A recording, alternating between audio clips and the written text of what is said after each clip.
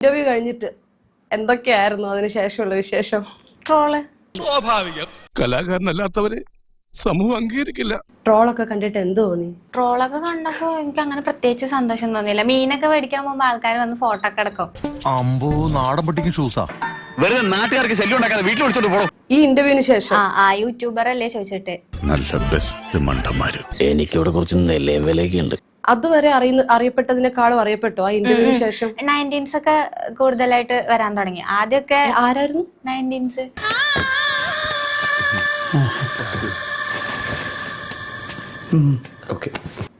തന്താരില്ലേ, means വയസ്സായ കുറച്ച് ആൾക്കാരൊക്കെ ഉണ്ടാവില്ലേ? 90s എന്നാണ് ഉദ്ദേശിച്ചത്.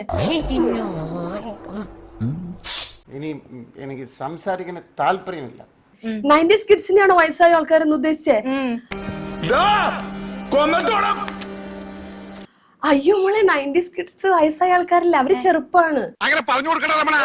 അങ്ങനല്ലല്ലോ ഞാൻ കേട്ടത്. എന്നാ അങ്ങനെയാണ്. ചേച്ചി 19 ആണ്. അല്ല അങ്ങനല്ല. 80s 70s ഒക്കെയാണ് ഇത്തിരി കൂടെ പ്രായമുള്ള ആൾക്കാര്.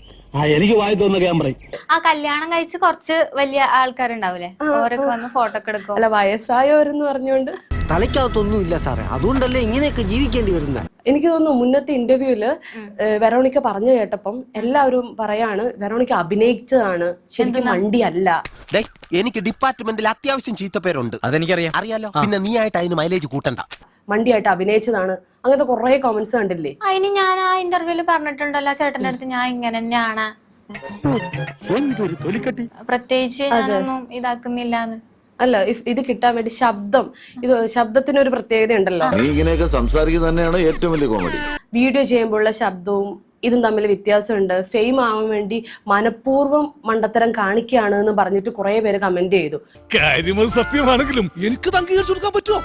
സത്യത്തിൽ ഫെയിം ആവാൻ വേണ്ടി കാണിച്ചാണോ? അല്ല ചേച്ചി, അല്ല അല്ല അല്ല ഞാൻ എന്റെ അടുത്ത് കമ്പനി ആയി കഴിഞ്ഞാൽ പിന്നെ ഫുള്ള് മണ്ടത്തരായിരിക്കും വരിക. അത് പിന്നെ തെളിയിക്കപ്പെട്ടിട്ടുള്ള ശാസ്ത്രശാഖയാണല്ലോ. അന്ന് പറഞ്ഞൊരു കാര്യമില്ലേ, ആരാ ആദ്യം ചോദിക്കട്ടെ, ആരാ നമ്മുടെ ചീഫ് മിനിസ്റ്റർ? ചേച്ചിയെ അല്ല, മുഖ്യമന്ത്രി. ഞാനല്ല, എനിക്കൊന്നും അറിഞ്ഞൂടാ.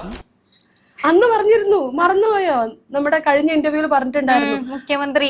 മുഖ്യമന്ത്രി ആരാ? ഇപ്പൊ പുതിയ ആളായി. ആരത്? സതീഷ് ചേട്ടൻ. ഓ, സന്തോഷമായി. സതീഷ് ചേട്ടൻ, VT സതീശൻ. കണ്ടിരുന്നോ? ഞാൻ ജയിച്ചതിന്റെ ഇത് കണ്ടിട്ടുണ്ടായിരുന്നു. കുറച്ചൊക്കെ നന്നായി അല്ലടാ. ആഹാ, അപ്പൊ ഇമ്പ്രൂവ്മെന്റ് ഉണ്ടല്ലേ. ഇതിനു മുന്നേ ആരായിരുന്നു? ഉത്തരം പറഞ്ഞ പിന്നെയും ചോദ്യം. പിണറായി ചേട്ടൻ. എന്നെ ശരിക്കും മനസ്സിലായില്ലെന്ന് തോന്നുന്നു. സതീഷ് ചേട്ടന് വേണ്ടിട്ട് ഞാൻ ഒരു കവിത പഠിച്ചിട്ടുണ്ട്. മുട്ടയ്ക്കകത്തും കവിതയോ? ആണോ? തീർച്ചയായും പാട്. മലയാളം വേണോ, ഹിന്ദി വേണോ, തമിഴ് വേണോ? മലയാളം മതി. പാടാം. രേണുകേ നീരാഗരേണു കിനാവിന്റെ നീലക്കടമ്പിൻ പരാഗരേണു. എന്തൊരു സുഖം, എന്തൊരു സംഗീതാത്മകം.